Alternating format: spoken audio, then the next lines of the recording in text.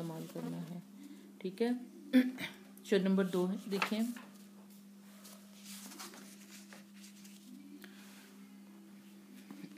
نظام آسمانی ہے اسی کی حکمرانی سے, بہار جاودانی ہے اسی کی باغبانی سے. نظام آسمانی, یہاں پہ دیکھیے الفاظ معنی دیکھ لیں ذرا, اس سے میں ذرا سیٹ کر لیتی ہوں. ہاں جی, نظام آسمانی, نظام فلکی, جاودانی ہمیشہ کے لیے, اور اسی طرح سے دوسرے مصرے میں باغبانی, باغ کی حفاظت. حکمرانی کا لفظ بھی اسی شعر میں استعمال ہوا ہے, آپ کو پتہ ہے, بادشاہت اس کا مطلب ہے. دوسرا شعر دیکھیں. پہلے ہم مفہوم دیکھتے ہیں کہ شاعر کہتا ہے کہ اللہ تعالیٰ کی ذات ہی ہے. شعر نمبر 2 کی تشریح میں کر رہی ہوں. پہلے میں مفہوم بیان کر رہی ہوں کہ اسی کی اعلیٰ ذات ہے کہ جس کی بادشاہت آسمان کے نظام کو قائم کیے ہوئے ہے, اور کائنات کا یہ باغ, دنیا کا یہ باغ ایسا باغ ہے جس میں ہمیشہ کے لیے بہار کا موسم ہے, اور وہ اس لیے ہے کہ اس کی باغبانی جو ہے, یعنی اس باغ کی حفاظت جو ہے وہ اللہ تعالیٰ کی ذات کر رہی ہے. پہلا مصرع دیکھیے. نظام آسمانی ہے اسی کی حکمرانی سے. یہاں پہ جو سب سے بڑا جو آپ کو تشریح طلب نقطہ نظر آتا ہے وہ نظام آسمانی کی ترکیب میں ہے. نظام آسمانی کا مطلب یہ ہے کہ نظام فلکی. اب آپ دیکھیں کہ آسمان کا نظام کتنا وسیع ہے, کہ اللہ تعالیٰ نے آسمان کو, اگر آپ دیکھیں تو آسمان بغیر سہارے کے کھڑا ہے, اور اس کی کیا حد ہے, لامحدود حد ہے یہ. یعنی کہ کوئی نہیں کہہ سکتا کہ آسمان کہاں ختم ہوتا ہے اور کہاں سے شروع ہوتا ہے. اور جس طرح سے ہمارا عقیدہ ہے کہ اللہ تعالیٰ نے 7 آسمان پیدا کیے تہ بتہ, تو شاعر کہتا ہے کہ یہ آسمان کا نظام جو ہے, اس سے اللہ تعالیٰ کی بادشاہت, اس کی قدرت اور اس کی قدرت کی وسعت کا ظاہر ہو رہی ہے. کہ یعنی کہ یہ اتنا وسیع نظام ہے کہ اس میں سورج, چاند, ستارے, سیارے, اور کئی ایسے سیارے ہیں, کہکشائیں ہیں جن کو ابھی تک سائنس نے دریافت نہیں کیا, اور وہ سائنسدانوں کے مطابق ہماری زمین سے کئی 100 گنا جو ہے وہ یعنی کہ لاکھوں گنا جو ہے وہ بڑے ہیں. تو یہ سارا نظام جو ہے یہ اللہ تعالیٰ کی بادشاہت کی غمازی کرتا ہے. اللہ تعالیٰ نے اپنے قدرت اور اختیار سے یہ نظام جو ہے یہ وہ چلا رہا ہے. دوسرے مصرعے میں شاعر کہتا ہے کہ اللہ تعالیٰ نے جو یہ کائنات ہے یا یہ جو دنیا ہے یہ ایک باغ کی طرح ہے. اب آپ دیکھیں نا, جس طرح سے ایک باغ میں رنگ, رونق, چہل پہل, تازگی اور خوبصورتی ہوتی ہے, اسی طرح سے یہ کائنات بھی اتنی ہی خوبصورت ہے. اس میں بہت زیادہ خوبصورتی ہر طرف نظر آ رہی ہے. تو یہ انسان جو باغ لگاتا ہے اس میں کبھی بہار کا موسم ہوتا ہے اور کبھی خزاں کا, لیکن اللہ تعالیٰ نے چونکہ اس باغ کا نظام اپنے ہاتھوں میں لیا ہوا ہے, وہ اس کی حفاظت کرتا ہے, وہ اس کی دیکھ بھال کرتا ہے, وہ اس کو پانی دیتا ہے, وہ اس کی پرورش کرتا ہے. تمام نظام اللہ تعالیٰ اس کے چلا رہا ہے, چونکہ اس لیے اس باغ میں ہمیشہ کے لیے بہار کا موسم طاری ہے.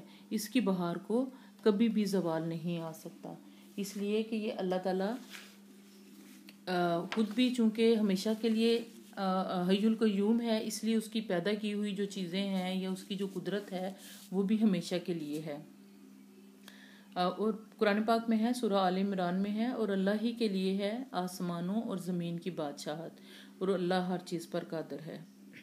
ہم آیت الکرسی پڑھتے ہیں اور اس میں وسیع کرسی السماوات والارض, اس کا ترجمہ ہے اور اللہ کی بادشاہی زمین اور آسمان میں پھیلی ہوئی ہے. اسی طرح سے سورہ یاسین میں ہے, نہ سورج کی یہ مجال کہ وہ چاند کو جا پکڑے, اور نہ رات دن سے پہلے آ سکتی ہے. کیوں نہیں آ سکتی؟ اس لیے کہ اللہ تعالیٰ کی اس میں حکمت ہے. بنائے اپنی حکمت سے زمین و آسمان تو نے, دکھائے اپنی قدرت کے ہمیں کیا کیا نشان تو نے. اور اللہ کی باغ میں جو ہے وہ رنگ تیرا, چمن میں بو تیری, خوب دیکھا تو باغ باں تو ہے. شعر نمبر 3 دیکھیں. زمین پر جلوہ آرا ہیں مظاہر اس کی قدرت کے, بچھائے ہیں اسی داتا نے دسترخوان نعمت کے.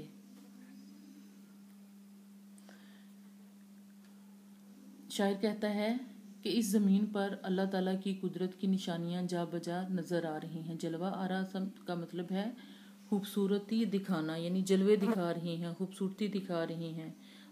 یہ آخری جو 3 الفاظ ہیں وہ دیکھیے، جلوہ آرا خوبصورتی دکھانے والے، مظاہر علامتیں نشانیاں، اور داتا کا لفظ ہے دینے والے کے معنوں میں۔ تو شاعر کیا کہتا ہے کہ اس زمین پر ہر طرف اللہ تعالیٰ کی قدرت کے جلوے بکھرے ہوئے ہیں، نظر آ رہے ہیں۔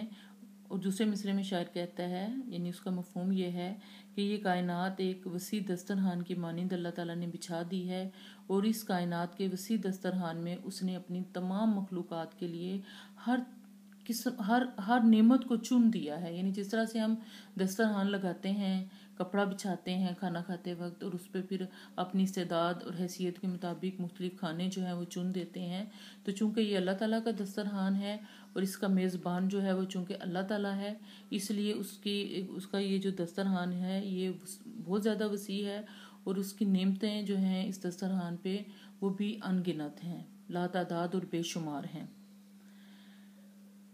عزیز طالبات، شعر نمبر 3 میں شاعر ہماری توجہ اس زمین پر جا بجا جو اللہ تعالیٰ کے جلوے نظر آ رہے ہیں ان کی طرف دلا رہا ہے۔ ظاہر ہے اللہ تعالیٰ کو ہم نے مجسم شکل میں نہیں دیکھا، ہمیں یہ نہیں پتا کہ اللہ تعالیٰ مجسم شکل میں کیسے ہے، یعنی اسے ہم نے کسی مادی جسم میں نہیں دیکھا، جس طرح سے ہم کائنات کی مختلف چیزیں دیکھتے ہیں اور ہم کہتے ہیں کہ یہ چیز ایسی ہے، یہ لکڑی کی بنی ہوئی ہے، یہ پتھر کی بنی ہوئی ہے، یہ شیشے کی بنی ہوئی ہے۔ اللہ تعالیٰ کے بارے میں ہمیں یہ نہیں، اللہ تعالیٰ نے ہمیں اتنا علم اور عقل دی کہ وہ اس کی ذات کی یعنی جو مادی خوبی ہے اس کے بارے میں، یعنی کہ وہ کیسا ہے یہ نہیں ہمیں پتا، لیکن ہم نے اللہ کو پہچانا ہے، دیکھا نہیں، پہچانا ہے، اور پھر جب پہچان لیا ہے تو سمجھے پھر ہم نے اس کو دیکھ لیا ہے۔ وہ کس طرح سے؟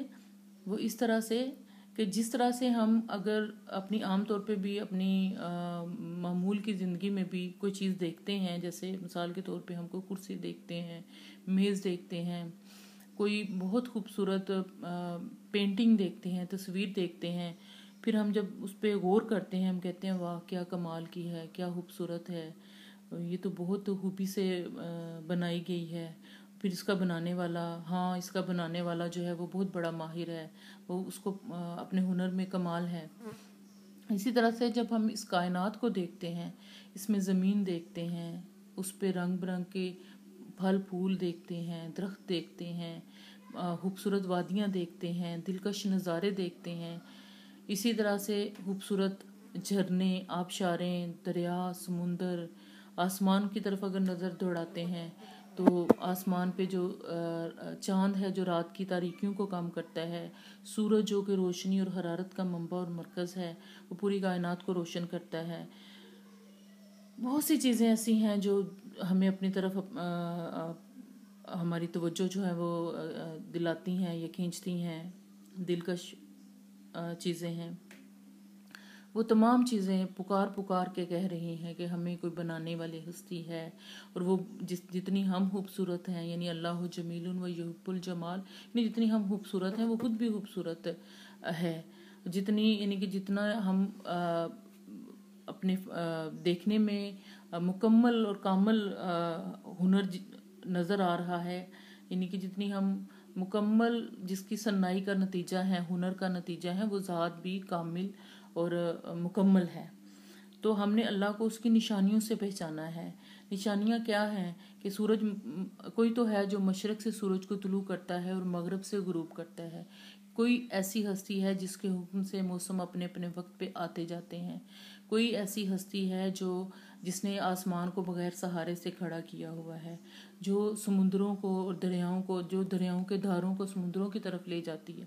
تو کہنے کا مطلب یہ کہ ہم نے اللہ تعالیٰ کو اس کی نشانیوں سے پہچانا ہے۔ قرآن پاک میں بھی بار بار کائنات کو دیکھنے کی اس لیے دعوت دی گئی ہے تاکہ ہم اس کی قدرت کو پہچانیں۔ حوالہ جاتے ہیں شعر نمبر 3 کے، کیا تو نے دیکھا، سورہ فاطر میں ہے، کیا تو نے دیکھا کہ اللہ نے آسمان سے پانی برسایا تو ہم نے اس سے پھل نکالے رنگ برنگ کے۔ اور اسی طرح سے اللہ تعالیٰ نے اس کائنات کو ایک وسیع دسترخوان کے طور پہ بچھایا ہے، اور اس دسترخوان میں اس نے تمام نعمتوں کو چن دیا ہے۔ کہنے کا مطلب یہ ہے کہ اللہ تعالیٰ نے جتنی بھی مخلوقات پیدا کی ہیں ان سب کے کھانے کا، ان کے رزق کا ذریعہ جو ہے وہ اللہ تعالیٰ کی ذات ہی ہے، وہی رازق ہے، پھر اس کائنات کا نظام وہی چلاتی ہے۔ اب آپ دیکھیں اللہ تعالیٰ نے اس کائنات میں ہمارے لیے کتنی نعمتیں پیدا کی ہیں۔ سورج کیا ہمیں حرارت دیتا ہے، روشنی دیتا ہے۔ اسی طرح سے جب بادل برستے ہیں، بادل آتے ہیں اور بارش برستی ہے تو اللہ تعالیٰ پانی کے خزانے انسانوں کے لیے کھول دیتا ہے۔ اللہ نے ہوا پیدا کی، آکسیجن پیدا کی جس میں ہم سانس لیتے ہیں، پھر اس نے ہمارے کھانے کے لیے، اپنی تمام مخلوقات کی زندہ رہنے کے لیے، کھانے پینے کے لیے ہر چیز جو ہے وہ اس نے پیدا کی ہے۔ تو شاعر کہتا ہے کہ اللہ تعالیٰ اسی داتا نے، یعنی وہی خدا، وہی دینے والی ذات ہے جس نے یہ وسیع دسترخوان پھیلایا ہے، اور اس نے ہمیں اس دسترخوان میں ہمارے لیے اپنی تمام نعمتیں چن دیں، اور اس کی نعمتیں جو ہیں وہ لاتعداد ہیں۔ دوسرا حوالہ دیکھیے ذرا، آیت ہے، اور وہی ہے جس نے زمین کو پھیلایا اور اس میں لنگر اور نہریں بنائیں، اور زمین میں ہر قسم کے پھل دو طرح کے بنائے، رات سے دن کو چھپا لیتا ہے، بے شک اس میں نشانیاں ہیں دھیان کرنے والوں کی۔ کسی شاعر نے کیا خوب کہا ہے، کریں شکر حق کا ادا ہر گھڑی، عطا نعمتیں اس نے کی ہیں سبھی۔ یہ سب نعمتیں، یہ شعر میں نے یہاں نہیں لکھا لیکن میں پڑھ دیتی ہوں، یہ سب نعمتیں اس کا احسان ہے، نہ مانے جو احسان نادان ہے۔ میر درد کا شعر ہے، جگ میں آ کر ادھر ادھر دیکھا، تو ہی آیا نظر جدھر دیکھا۔ عزیز طالبات، ہم نے 3 اشعار کی تشریح کی ہے، آپ نے اور حوالہ جات بھی میں نے آپ کو مہیا کیے ہیں۔ آپ نے ان تینوں اشعار کی تشریح جو ہے وہ اپنی کاپیوں پہ تحریر کرنی ہے بما حوالہ جات، اور پھر مجھے چیک کروانی ہے۔ اللہ آپ کا حامی و ناصر ہو۔ اللہ حافظ۔